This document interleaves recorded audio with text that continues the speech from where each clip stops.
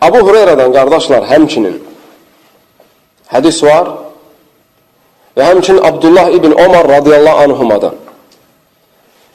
Peyğəmbər sallallahu aleyhi və səlləm buyurur,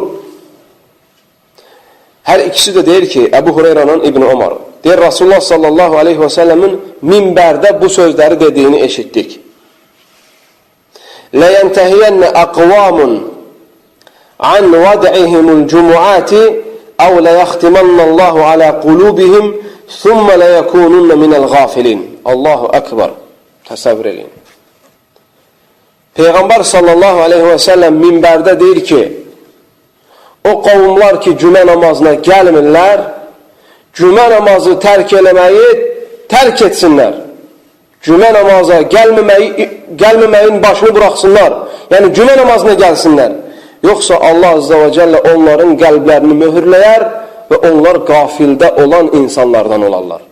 Allah Azza və Cəllə insanın qəlbini möhürləyərsə, o insanın başına bir neçə müsibət gələr. Birincisi, insan sevdiklərini itirər. Sevdiyin, imanlı insanları itirərsən. İkincisi, etdiyin ibadətlərdən ləzzət almazsan. Üçüncüsü, ibadətləri yerinə yetirməyə həvəsin olmaz. Dördüncüsü, nəsihətlərə, dinləməyə qəlbin açılmaz. Beşincisi, olunan nəsihətlərdən sən təsirlənə bilməzsən. İbn-i Qayyim rahiməhullah bunları zikr eləyəndə deyir ki, bunlar Allahın insanın qəlbini möhürləməsinin əlamətlərindəndir. Kimdə bu şeylər olarsa, qəlbinin möhürlü olmasından qorxsun və Allaha dönsün ki, bəlkə bu şeylər ondan qaldırılır.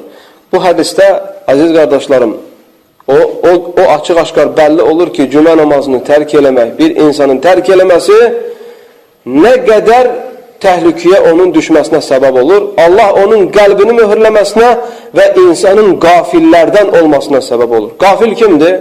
Hansı insanlar ki, Allah Azza və Cəlləni tanımırlar. Qafil bunlara deyilir. Qafil, Allaha zikr etməyən, Allaha şükür etməyən, Allahın əmrlərinə təslim olmayan, qadağanlarından çəkinməyən. Bu dörd şey edənlərə qafil deyilir şəriətdə. Deməli, həm insanın qəlbi möhürlənir, Allah qorusun, həm insan qafillərdən olur, əgər cümə namazını səbəbsiz yerə tərk eləyərsə. Səbəb də nədir? Səbəb də nədir? Xəstəlik ola bilər və yaxud da səfərdə ola bilərsən. Əksi təqdirdə bir insan dünyavi hər bir işə görə cümə namazını tərk eləməsi, qardaşlar, böyük günahlardandır. İxlasla.com saytı tərəfindən təqdim olundu.